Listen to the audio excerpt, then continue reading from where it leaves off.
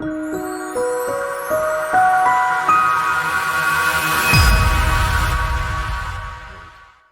are on the beautiful island of Rhodes in Greece, which is still sunny and tourists are still swimming at the end of October.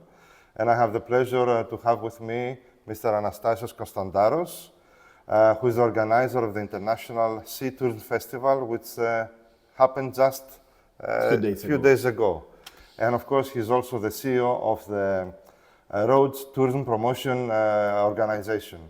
So thank you for being with me, first of all. It's a pleasure being with you. We are happy to welcome you in Rhodes, and thank you for having me with you. Great. Can you tell us some information regarding the International Sea Tourism Festival? Yeah.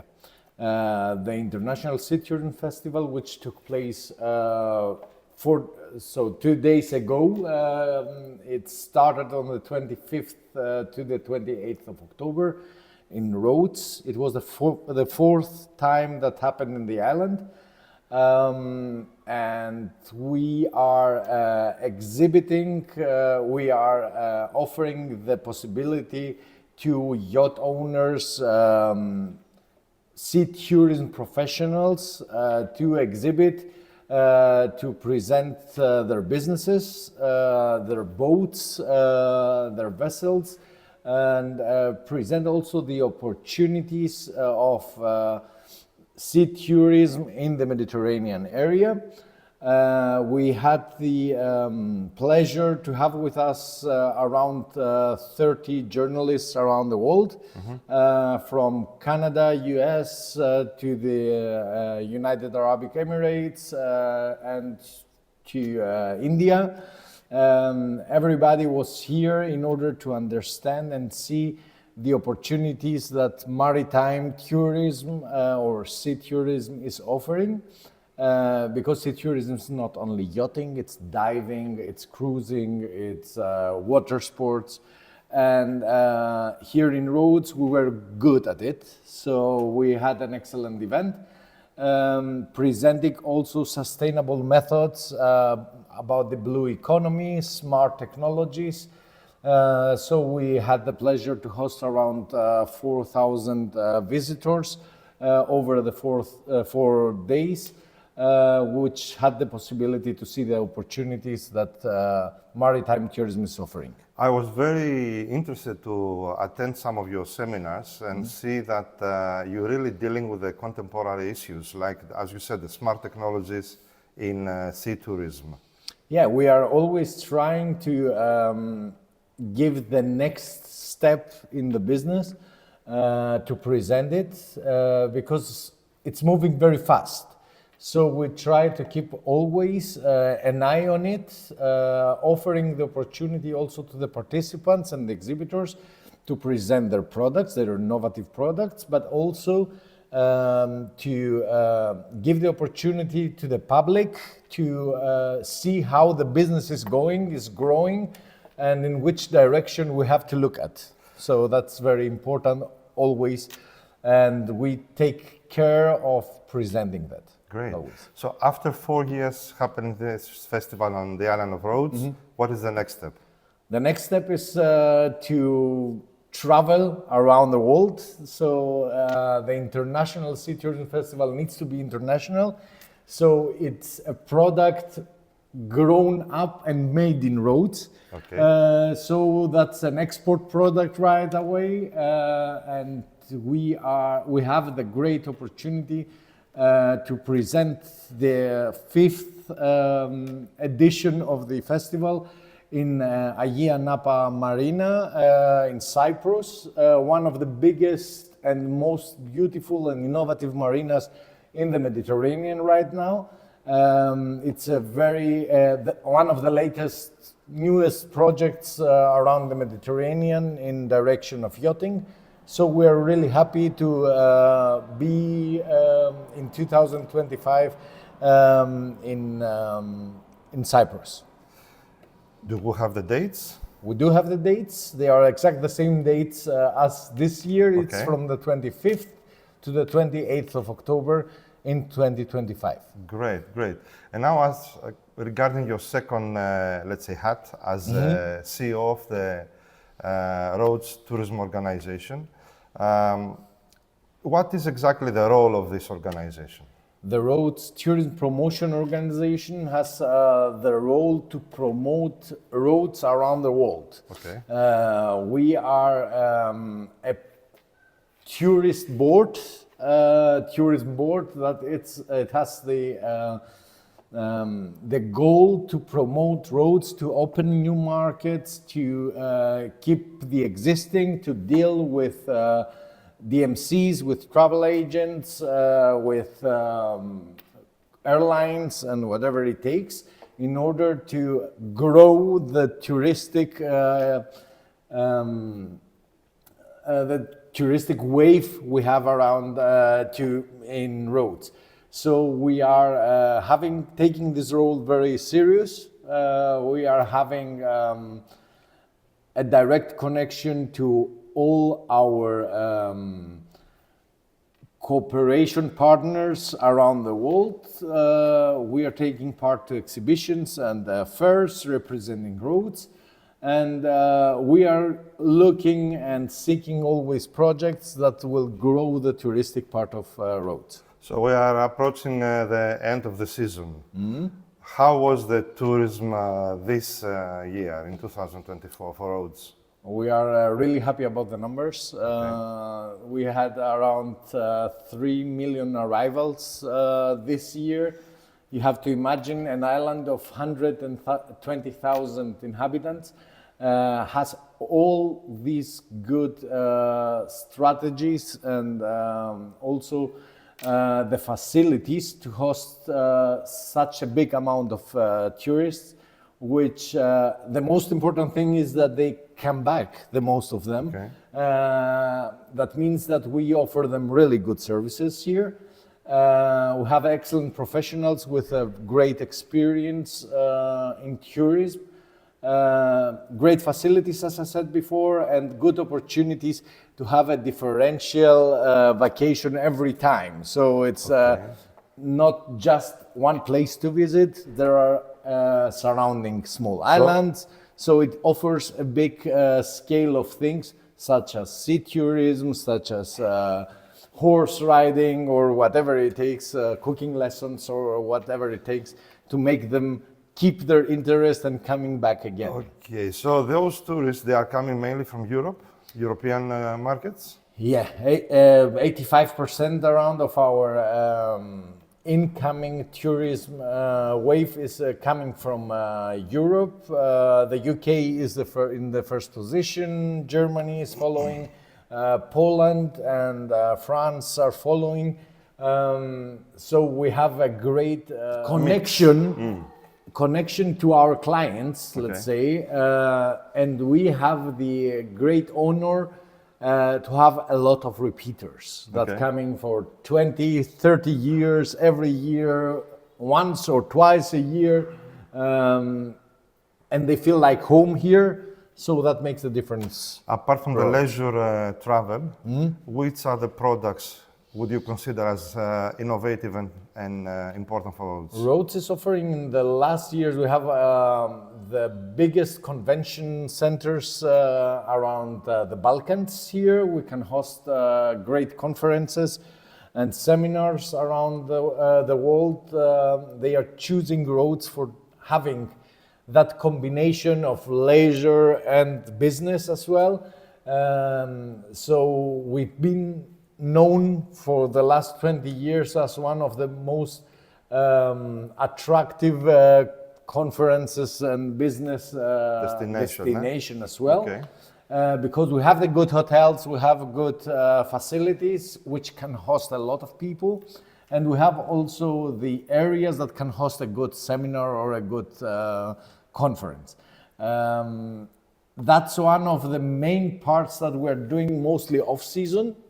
Rhodes is always trying to be the leader in expanding the season for all 12 months.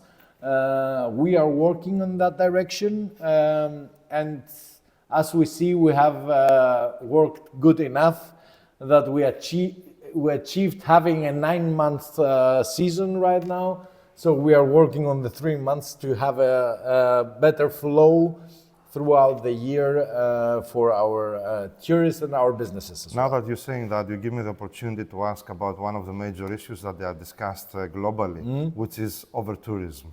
I would say management of tourism flows. So we observe that there are some very popular destinations globally, but even some in Greece, that they have some periods of having issues of handling the masses of tourism that are arriving. That's a better way to describe that. Okay. I'm totally against the word overtourism. Okay. This is nothing that has to do with Greece at the moment.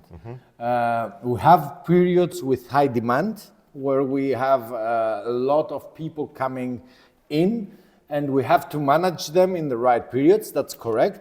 But that's also just in a very small and few areas around Greece, like Santorini, Mykonos. They are high visited in July, August.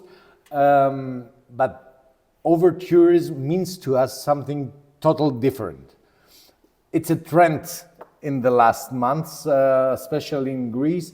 We got very quickly influenced by the Venice or Barcelona issues and trying to find also a part of Greece that has a similar problem. Right now, Greece is welcoming around 35 million tourists. These are the numbers that Venice has in a year or Barcelona has in a year.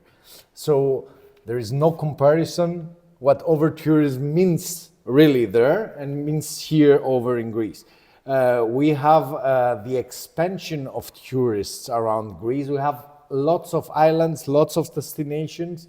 So we have periods of high demand, but no overtourism at all. If you ask our clients during August, nobody is gonna tell you that he feels like pressed in the city or he has no time to get into that. So we have still the capacities, still the possibilities, and we can really welcome our tourism without feeling overcrowded. I'm very happy to hear that. I'm sure the international tourism markets, they are very happy to listen to this. There are some other global issues that they are discussed in international conferences, like sustainability, climate change, or even the geopolitical conflicts that exist in this part of the world around us. So how these are issues that you are discussing in your organization, and how you consider to deal with those issues in the future? We're taking all these issues very serious because the conflicts we have right now in countries around Europe, it has an influence in our business. We have a lot of Israeli clients over here in Rhodes, so we are concerned about the situation happening right away in Israel. We are always trying to have a feedback about the next steps. We are always trying to figure out methods to cover their markets as well. That makes us good partners as well. Also in the bad times, we need to be there for our partners. So in that direction, we have concerns about it. We have concerns about the high demand on energy, on prices, on the growth of the prices in energy issues. We are always discussing that with the businesses around tourism roads and trying to find common solutions that has the less influence to our clients and the less influence also to the businesses in order to keep on working on that.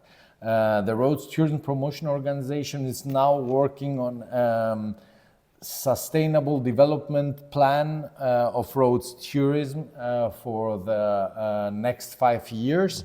So we are trying to measure the numbers and the situation as we have it today, and see where we want to go in the next 5 years. We are really lucky to have in the island excellent people of tourism who have really an academic background in tourism. So we are working very closely to them in order that they give us a direction on where we have to go in the next years. We know how we are working right now, but we need to give to our businesses a new window to the new era of tourism in the next 5 years. So we are working on that. We take it very serious, and we will take it serious, and you will see the result very soon from our side. Also, Rhodes is very known. We're working as a first sustainable destination with the Rhodes collab together with TUI, a project that's unique for a tourism destination. So we are working really all together in keep what we have and grow what we didn't have expanded before. So you have set the next question for me, actually. So what will be the plan for the next 5 years? Where do you see Rhodes in the future? Are you planning to open in new markets or new products? As I told you, we are always trying to keep a good eye on what we have. And we are making our plans. We started already like 10 years before, working with the Chinese market, the Indian market, the Korean market, in order to see the possibilities we have to open up to another world. That's not always, we need to get known as a destination there. And we started with small steps, and they are growing year per year. Rhodes is getting more famous in that kind of destinations. And as I told you, the plan is to offer a different aspect of Rhodes as well. We are working on alternative ways of tourism as well. We are working a lot on wine tourism. We are working a lot on sea tourism, as I told you in the beginning. We have a lot of possibilities around here. We are working on sports tourism. We have a great marathon here in Rhodes where everybody can come over and run and see the excellent organization we have and the great weather we have throughout the year. So we are trying to keep on working innovative and looking at the future without we are always observing the markets. We are always observing the trends and also what other countries are offering in order to try to get as attractive as we can be. And that's always an example also for the country as well, because Rhodes is influencing a big part of the trends of tourism, and because it has been and still is one of the major touristic destinations of Greece, and we want to keep it like that. We want to show the way also to the whole country. Lead the way then. Thank you very much. Thank you very much as well.